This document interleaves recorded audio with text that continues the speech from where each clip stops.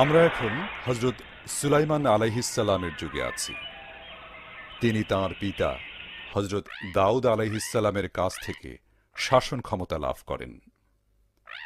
আল্লাহ তাঁদের দুজনকে বিশাল রাষ্ট্রের অধিপতি করেন এবং জিন জাতিকে তাঁদের অধীন করে দেন, যারা তাদের জন্য বিশাল বিশাল প্রাসাদ তৈরি করেছিল। শুকরিয়া মহান আল্লাহর, যিনি আমাদেরকে সৃষ্টি করেছেন এবং সুলাইমানের মতো নবী দিয়ে সম্মানিত করেছেন। সত্যি তিনি তার পিতা হযরত দাউদ আলাইহিসসালামের নিকট থেকে ক্ষমতা গ্রহণের পর প্রত্যেকটা সৈনিক এবং রাষ্ট্রের প্রত্যেকটা নাগরিক পূর্ণ আনুগত্য প্রকাশ করছে।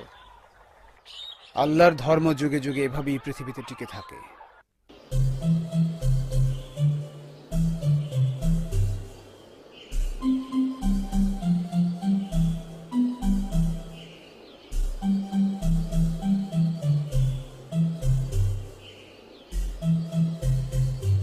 জলদি করো, আমাদের সূর্যাস্তের পূর্বেই সেখানে পৌঁছাতে হবে। কিন্তু বোঝাটি খুবই ভারী, আমরা আগামীকাল করতে পারি না? আজকের কাজ কখনো আগামীকালের জন্য ফেলে রেখো না, এটা আব্বুর উপদেশ। কিন্তু শস্য দানাগুলো খুব ভারী এবং আমাদেরকে অনেক দূর যেতে হবে। আমরা অলস নই, একেবারে কাজ শেষ করে তারপর বিশ্রাম। এদিকে আসো, জলদি করো, আমরা ঢিবির কাছেই চলে এসেছি।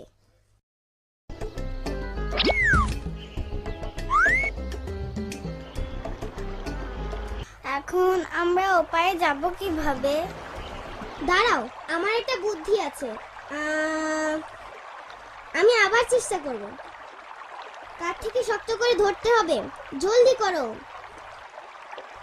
আমার উপর দিক দিয়ে পেরিয়ে যাও। কিন্তু তুমি তো পিঠে ব্যথা পাবে। পিপিলিকাদের কাছে খাবার সরবরাহের জন্য এখনই উপযুক্ত সময়। খুব তাড়াতাড়ি, হাত পিছলে যাবার আগেই পার হও, জলদি। শুকরিয়া, সবাই ঠিকঠাক পার হয়েছে।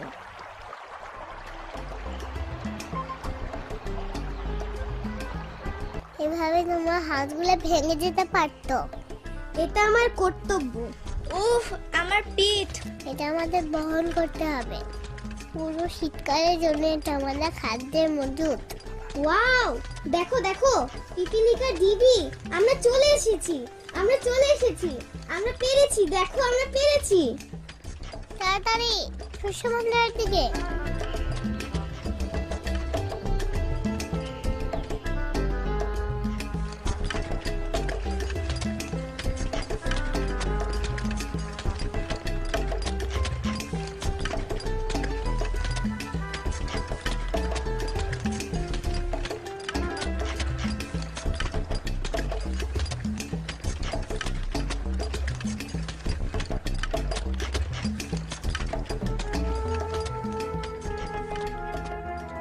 শুকরিয়া আল্লাহর, তুমি আমাদের বিশ্বাসী বানিয়েছো। সকল প্রশংসা তোমার, যে তুমি আমাদের নবী সুলাইমানের সময় সৃষ্টি করেছো, যিনি আমাদের ভাষা বোঝেন, যিনি সকল পশু পাখি এবং জিনেদের ভাষা বোঝেন।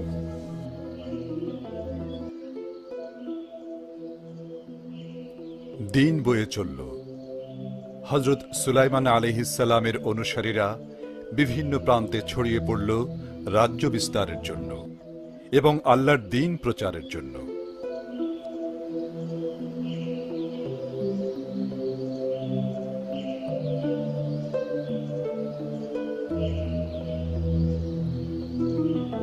গাছে প্রচুর ফল ধরেছে এবং শস্যের ফলনও ভালো হয়েছে। এটা আল্লাহর বিশেষ রহমত, যা আমরা পেয়েছি নবী সুলাইমানের দোয়ার জন্য। ঠিক তাই, এবং তার পূর্বে তার পিতা দাউদ আলাইহিস সালামও সবসময় আল্লাহর প্রশংসা করতেন। শুকরিয়া আল্লাহর, আমাদেরকে মুসলমান বানানোর জন্য।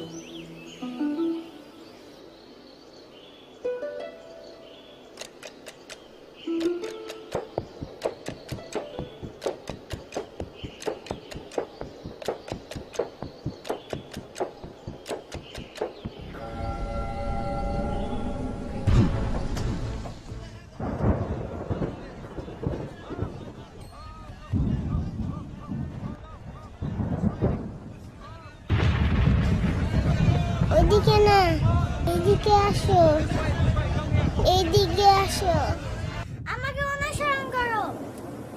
দিকে।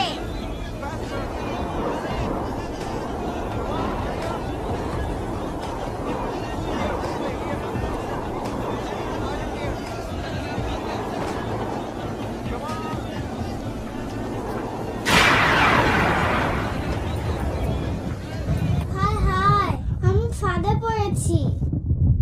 আমি ডুবে যাচ্ছি। সাহায্য করো, সাহায্য করো, আমাকে সাহায্য করো।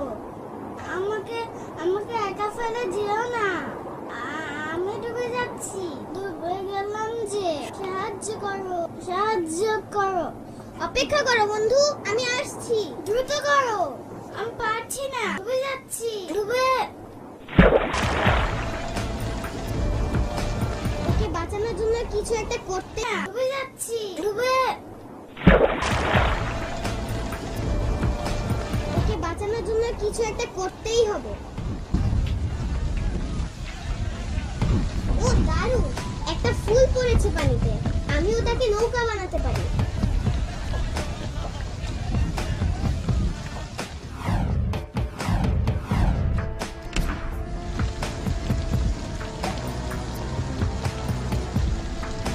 আমি তোমাকে ডুবতে দেব না। ধরো, তোমার হাতটা দাও। এই তো, বেশ। তুমি এখানে দাঁড়াও, আমি বইটা চালাই। দয়া করে দরজাটা তাড়াতাড়ি খুলুন। আমি ছোট্ট পিঁপড়াটাকে নিয়ে এসেছি। তাড়াতাড়ি করো, পানির স্রোত দরজার কাছে আসার আগেই। বাঁচা গেল খোদা, পেরেছি শেষ পর্যন্ত। বৃষ্টির ধারা অব্যাহত রইল। গ্রীষ্ম আসার আগ পর্যন্ত পুরো সময়টাতেই প্রচুর বৃষ্টি হল।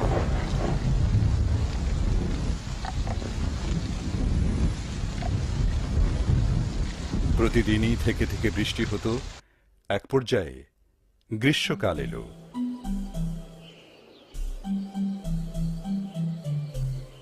পিপিলিকা রাজ্যে আবার প্রাণচাঞ্চল্য ফিরে এলো।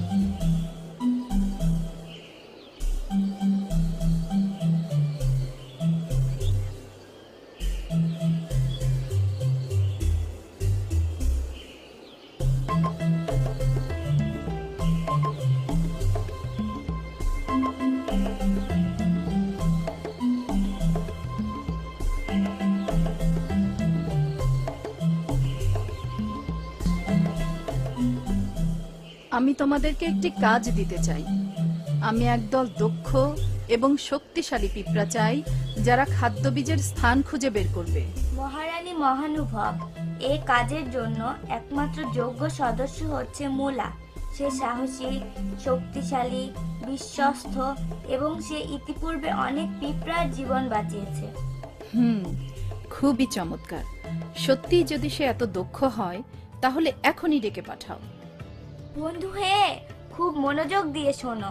আমি তোমার জন্য অত্যন্ত গুরুত্বপূর্ণ একটি কাজ নিয়ে এসেছি। তোমাকে কঠোর পরিশ্রম করে নিজেকে প্রমাণ করতে হবে। চিন্তা করবেন না, আমি আপনার মুখ রক্ষা করব, ইনশাআল্লাহ। সৌভাগ্যক্রমে আমার একজন ছোট্ট বন্ধু আছে, যে ঠিক ঠিক জানে কোথায় শস্য দানা পাওয়া যায়, এবং আমি আজই তার সঙ্গে কথা বলবো।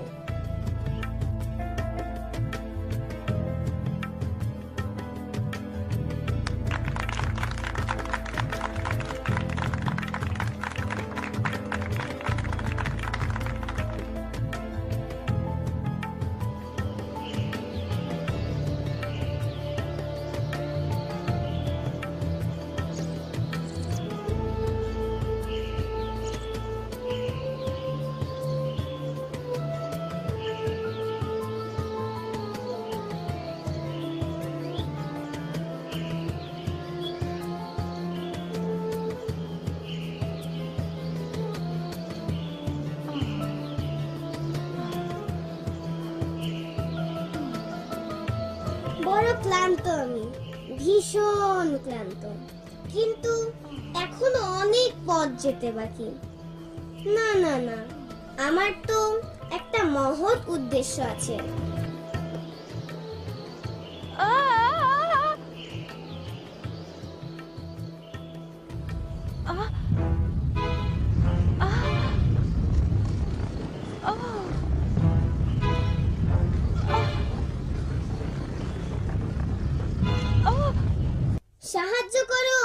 এসব কি?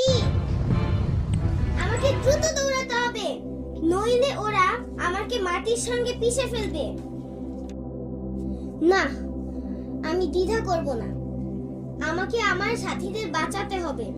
যদি আমি আমার কর্তব্য পালন না করি, তাহলে আমার শক্তির কি দাম?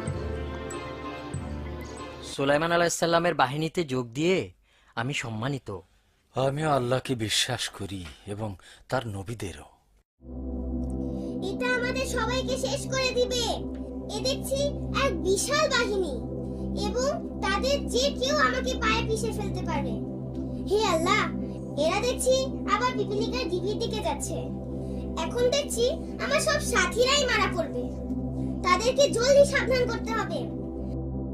সৈন্যরা দেখছি এই পথেই আসছে। আমি বরং এদিকেই যাই, দেখি তাদেরকে বাঁচাতে পারি কিনা। এই তো এসে গেছি। এই বন্ধুরা, শোনো, তোমরা তাড়াতাড়ি করে ঘর থেকে বেরিয়ে যাও। সুলাইমানের সেনাবাহিনী তোমাদের পিষে ফেলবে। ওরা এদিকেই আসছে।